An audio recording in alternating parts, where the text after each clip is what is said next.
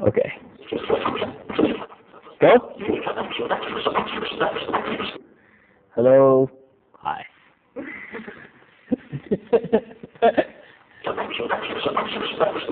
My name is Kid Koala. I'm here doing number 4, which is a event that invites musicians to come paint murals and then do a concert over 3 or 4 days.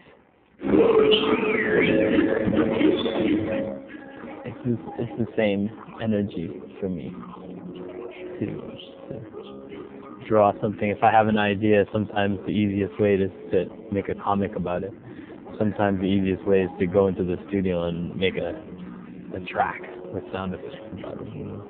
So it's just storytelling for me. You can tell the stories with the records, or you can tell stories with drawings, and I think it's very similar. I don't try to separate the two for me.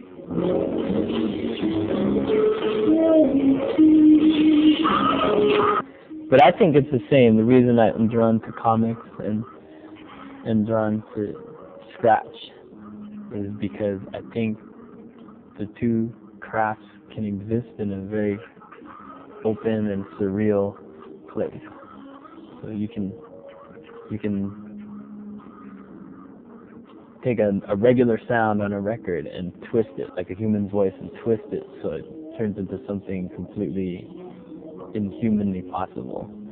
And same thing with comics. You can take a character and just make it fly around in the sky, and people just say, "Oh yeah, birds flying," you know. Whereas I don't know, that it's sort of got wider rules, a wider range of things you can do. You can build a house that balances on one foot. It's something that's completely impossible, but if it's in the comic realm, people look at it and they say, "Oh yeah, I accept that," and so I feel it sort of frees me up to try different styles, you know, take it to weirder places.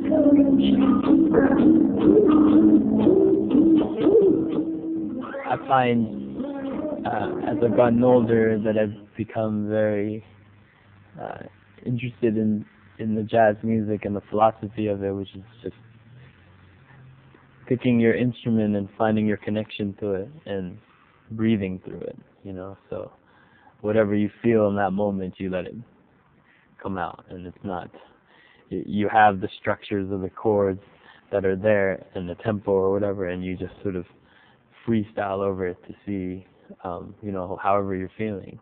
If you're feeling very blue or melancholy, then you can play a certain way. It's maybe calmer or emotive.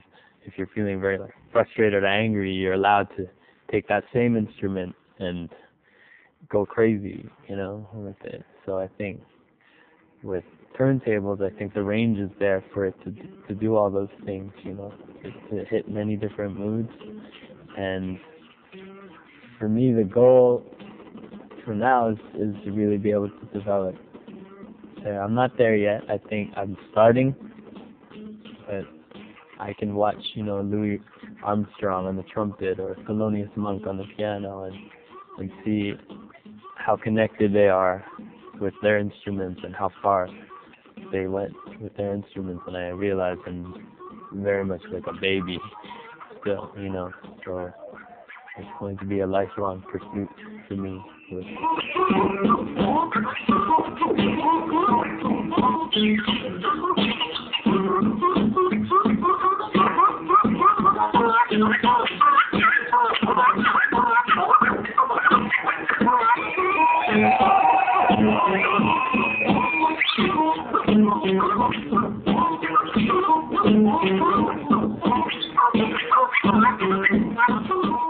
Well, I called it drunk trumpet, because drunken trumpet, like somebody who had been drinking a lot of wine or something and then goes to play, because I find that where I am right now, just beginning to to experiment with melody on turntables, my control of it still is a bit wavy.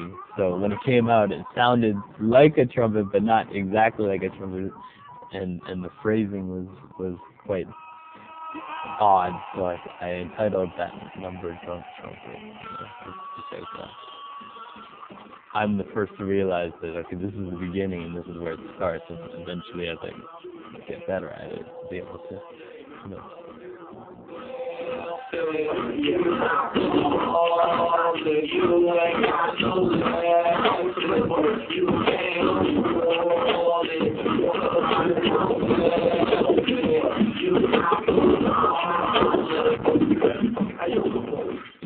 No matter what you do, you can never escape your influences and what you were brought up in. So whether I like it or not, am influenced by the music that my parents listened to when I was growing up.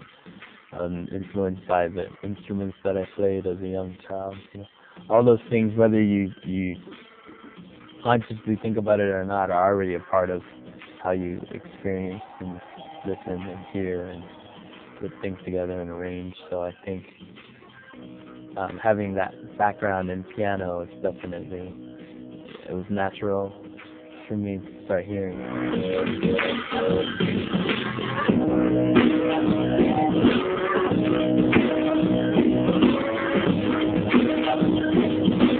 or playing in bands, playing in the school band, playing clarinet in the band, or playing in bands in high school and college, and learning to play off other instruments. I realized that there was this role that you could take in an ensemble, where it's not just you over the music, it's you in the music as a part of it, you know.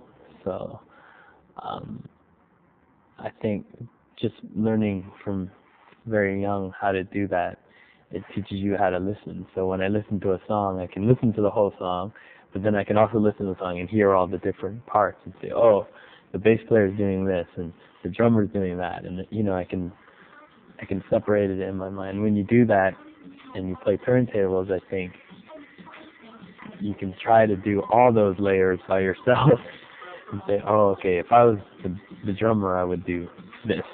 If I was a bass player, I would do this. You know, if I was the horn player, I would do this. You know, and so it's about sort of getting into those roles. But I think realizing that there are those layers and that they come together, it just comes from, studying music and learning music.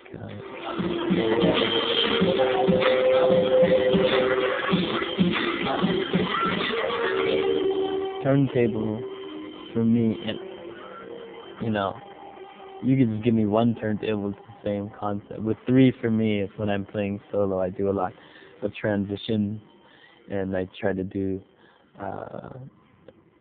more sort of harmonic parts. So sometimes I'll have this in one key and then the subsequent harmonies on another turntable, and together it just, you know, it's kind of like building a choir or something, you know.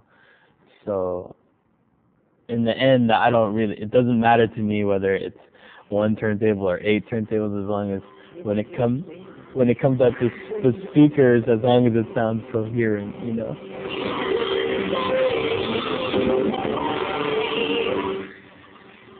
I think if you ask Dan why all his records seem to be concept albums, I heard him say once, he'd always say he was always wondering why more records didn't have concepts. You know?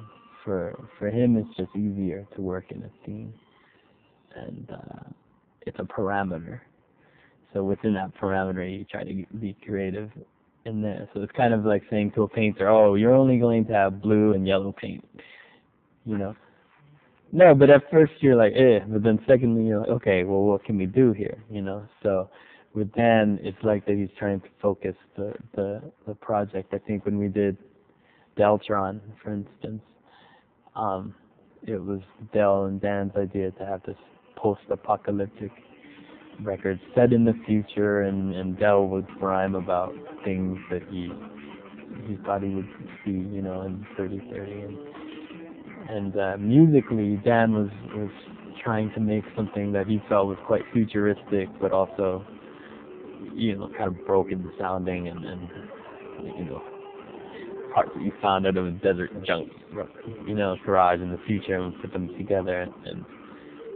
And you're speaking about the cinematic side of it, and it was definitely like that, because I would be in the turntables in the studio. He flew up to Montreal to do the turntable parts with me, and he would say things like, okay, for this, I don't want a solo, I want like an ambience that sort of swells up, but then something that sounds like someone surfing on an ice wave backwards. You know what I mean? So he would just say like those. He wouldn't say I want this sound or I want that sound. He would just sort of describe something visually to me. Or, you know, this we wanted a kind of a rock skipping over water sound, or this we want something very underwater and dark and blue or something. And I would think, you know, oh, I have the exact thing I could do. So we go to the records and find something and try it, you know. So it is definitely connected to that. You know, I think the way we would communicate in the studio was quite visual. And when I work on my own records, it's always like that. It'll be a sound of it. Oh, this reminds me of a car accident, and so these voices sound like they're yelling at each other, and so I just start finding other parts to help support that theme.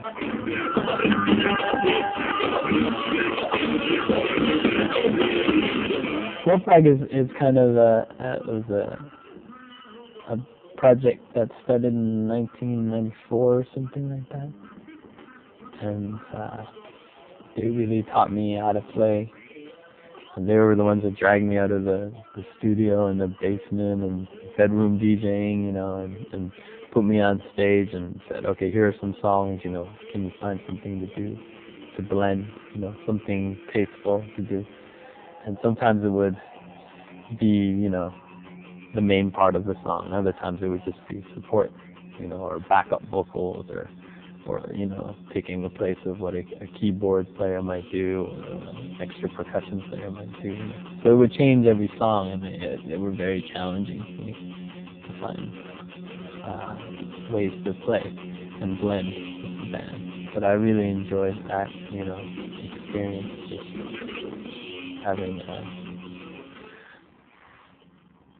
knowing that you're not 100% of what's coming out of the speakers, you're 20%, but the whole challenge is to make that 20% count and support the theme of the song. So sometimes it'd be a love song or a ballad, you know. That was, at the time, for me, quite, you know, challenging idea. You know, can you scratch in a love song and not ruin the love song? Can you actually find something to support the, you know, the mood?